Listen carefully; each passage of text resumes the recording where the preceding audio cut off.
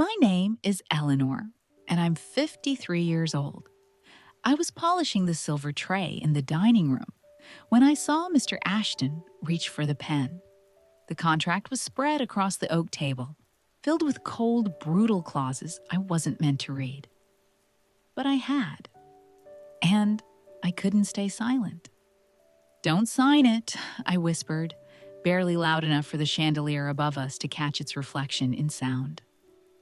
He paused, the pen hovering in the air like a sword in slow motion. His lawyer, that snake in a silk suit, turned toward me with eyes that could pierce skin. "You're a maid," he snapped. "Clean the floors, not opinions." But Mr. Ashton didn't move. His hand trembled slightly, then fell to his side. "What did you say?" he asked, voice calm but tight. I swallowed, my heart beat in my ears. "Don't sign it. It's not what your wife wanted." The room went dead quiet. Even the ticking grandfather clock held its breath. That was the moment everything changed. Mr. Ashton, widower, millionaire, a man surrounded by lawyers and advisors, looked at me like I'd just shattered something he'd believed unshakable. And the man who never hesitated, never showed emotion, stood frozen like a child in a storm. I had broken every rule. I had no right to speak. But I had worked for his family for 23 years. I had cleaned the floor where his wife once fell. I had held her hand as she passed, and I knew. I knew the contract on that table wasn't just about money. It was betrayal. He didn't speak. He just stared. The Ashton estate sat like a quiet giant on the hill, surrounded by ivy-covered walls and whispers that never left the rooms. The kind of place where luxury lived, but not necessarily love. Mr. Ashton, Jonathan, as I once heard his wife call him when no one was listening, had made his fortune in banking, investments, credit firms, the kind of wealth that grew quietly behind glass offices and golden pens. But all that money hadn't saved his wife from cancer, and it hadn't saved his heart from growing colder every year since. There were only a few of us left in the house now. Most of the staff had been let go after Mrs. Ashton passed 2 years ago. Just me, old Harold the gardener, and Sophia the cook, who hardly said a word anymore, except when she cried in the pantry, thinking no one could hear. The man I served now wasn't the same one who used to laugh beside his wife in the garden. He rarely spoke, ate alone. He trusted no one. Until that day. The lawyer, Mr. Barlow, had been showing up more often lately, always carrying documents, always speaking in riddles about streamlining assets and future-proofing the estate. But I saw the greed in his eyes, and I had read the clause. Everything would go to a private holding, stripping the children of their inheritance. That was the trigger. Mr. Ashton had 2 grown children, Emily and Nathan, both living abroad, waiting for a call that never came. They thought their father had turned cold out of grief, but I suspected more. I'd seen Mr. Barlow whisper to Jonathan during dinners. I'd seen documents burned in the fire. I'd cleaned the ashes myself. And now, the past was clawing its way into the light. Jonathan didn't sign the papers that day. Instead, he stood up slowly and told Mr. Barlow, "We're done for today." The lawyer's jaw tightened.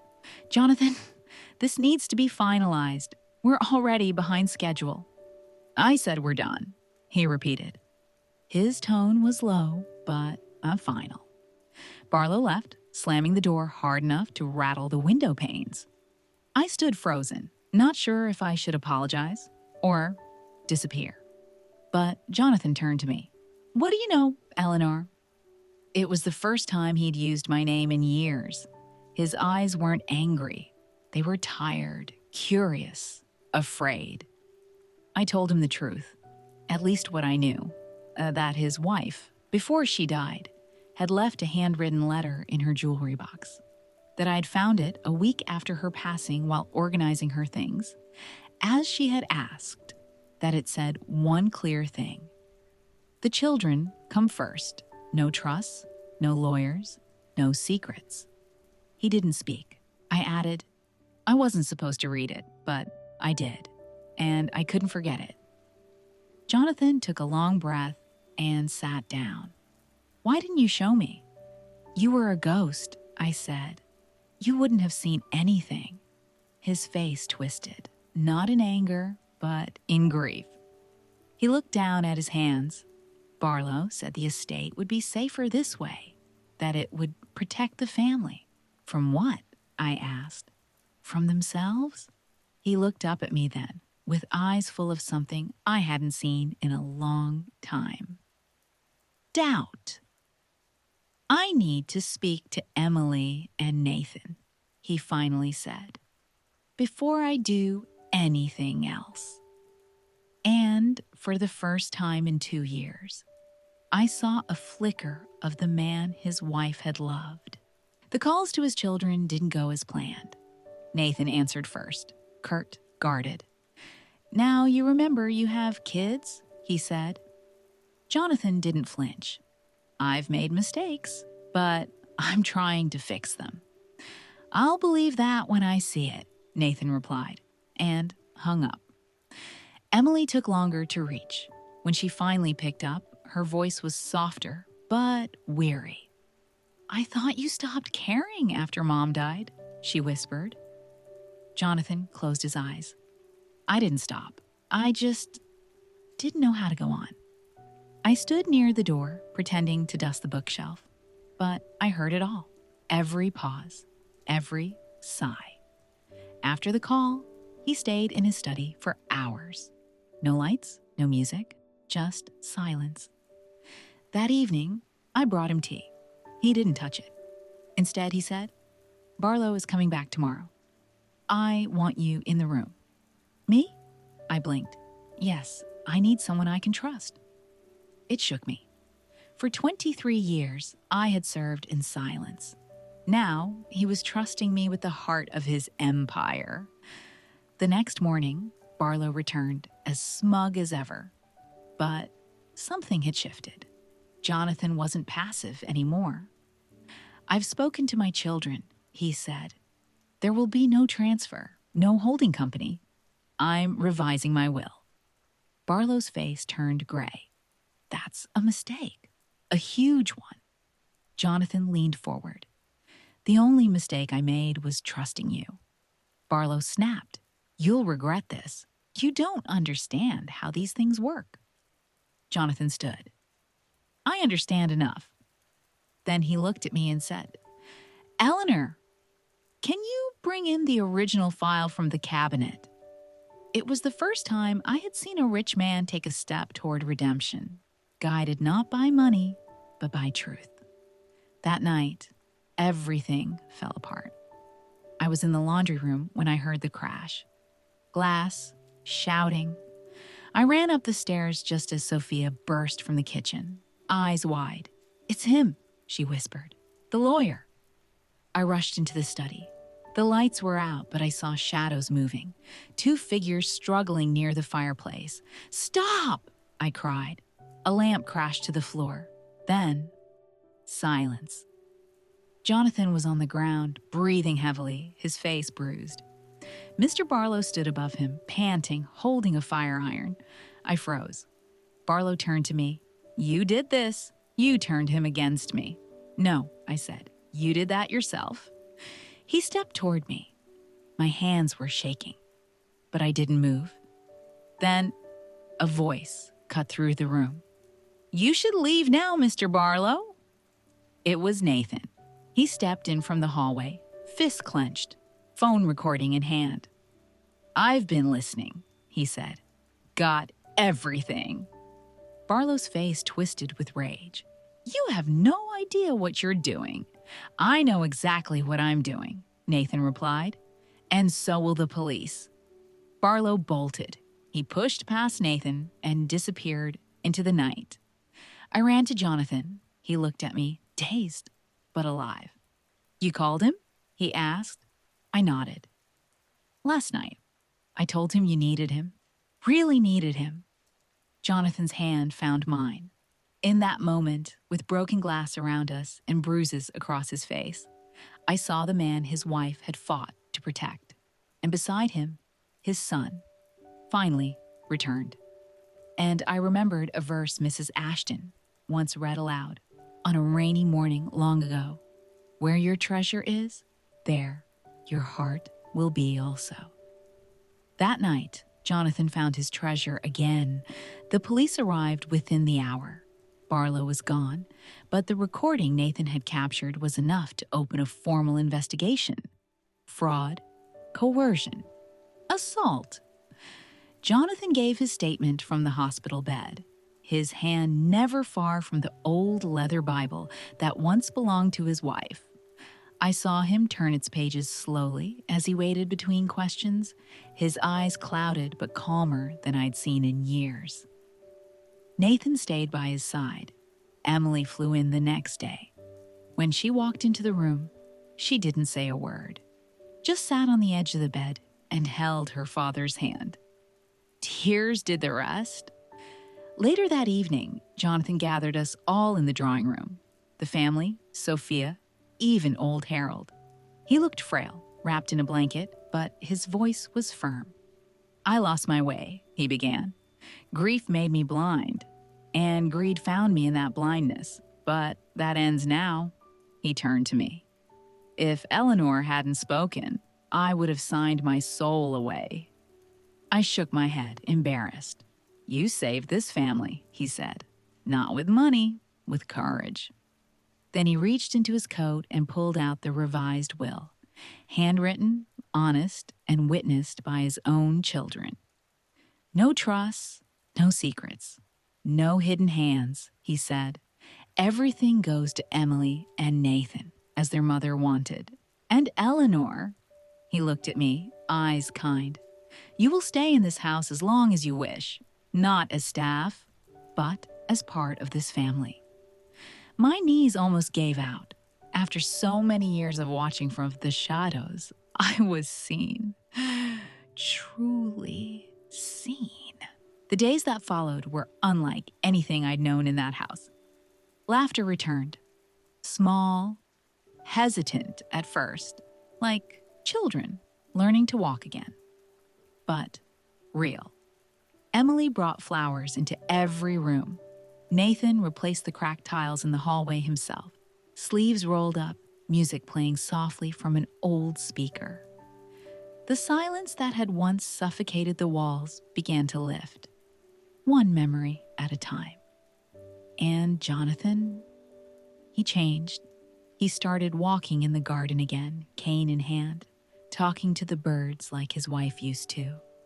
He asked about Sophia's recipes, listened when Harold spoke about his aching knees, and he asked me every morning how I was feeling.